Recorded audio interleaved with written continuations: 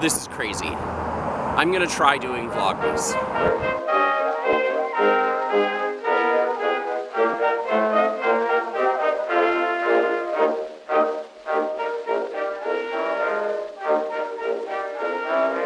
Winter time is freezing time, teasing time and squeezing time. That's the time. So I'm out today because I am headed to a COLA meeting, which is the Committee on Local Arrangements.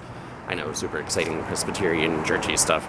Basically, it's the group that is responsible for organizing and planning a national meeting of my denomination next summer here in Portland. And since apparently this video is going to be about national Presbyterian stuff, I'm also in a Facebook discussion this morning on Mihi Kim's page talking about the Foothills Overtures, which is basically a set of overtures that are trying to make it so that the General Assembly can't comment on social justice issues, that we have to have like 25 concurrences and it can only happen every 6 years, and basically it's setting limitations on how the GA can talk about things which might be deemed potentially controversial in the church. The purpose or point, I think, of these overtures is to try and avoid conflict, because they think that the comments by the GA on social justice issues are what have driven some churches to leave the denomination in the past few years. And I could not disagree more. I want to see us go in exactly the opposite direction that these overtures are suggesting. I don't want to see us comment less on social justice issues. I want to see us comment more. I think that we're facing a real tipping point, a real point of opportunity for the Presbyterian Church to claim an identity of solidarity with the oppressed, to claim an identity in opposition to empire and colonialism, and trying to finally sort of distance ourselves from our roots as chaplains to empire, and instead begin to see ourselves as a small but fierce collective of people who are trying to establish a more just world. I think that we should take as our example groups like the Quakers, who have accomplished a lot in the past couple centuries with a fraction of our number. So we will be small but fierce, and I say bring it on. Let's do that. Let's lean in, not pull back. With your lady love you go, skimming o'er the ice and snow, silver moon above. Hear the sleigh bells ring, hear them ding-a-ling. Winter, winter, when the snow is softly falling. All right, so my meeting with COLA is over, and I'm headed over to Pine State Biscuits to get some lunch.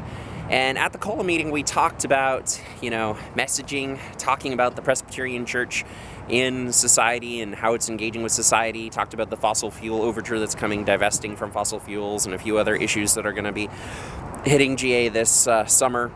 And one of the things that came up was kind of the question of what story we want to be told about the Presbyterian Church in society. So I'm curious what you guys think. If you're Presbyterian, what would you like the story about this coming GA to be? What would you like the story about the Presbyterian Church in Portland to be?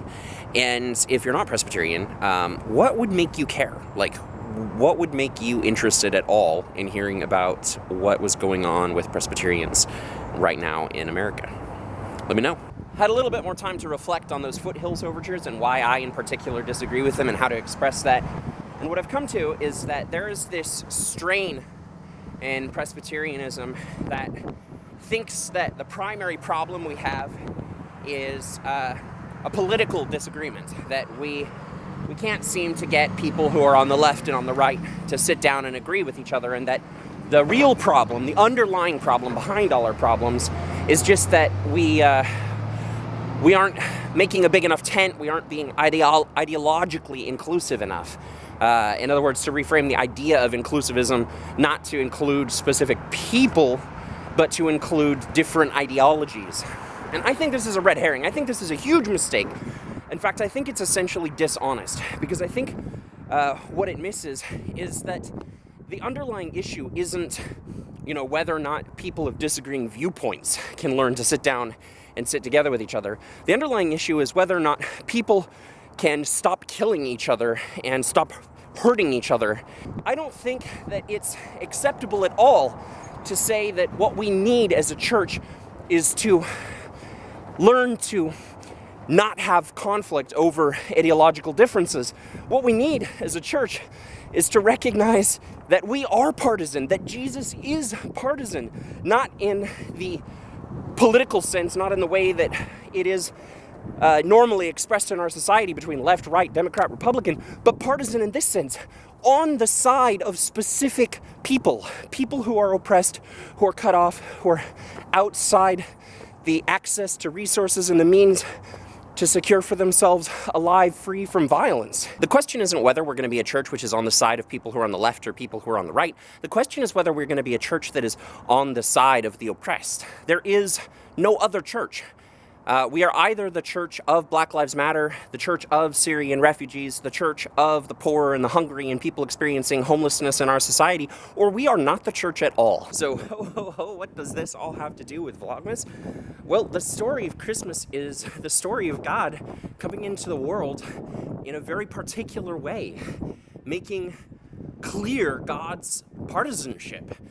God chooses to come into the world as a peasant from Galilee, as a helpless baby. God chooses to announce said coming to, shepherds in the field and not to King Herod at his court. And God doesn't need Herod to set aside his ideology temporarily to come down to the manger and, sing Kumbaya with Jesus and the angels. God needs Herod to stop killing people. Christmas is not a story about God's neutrality.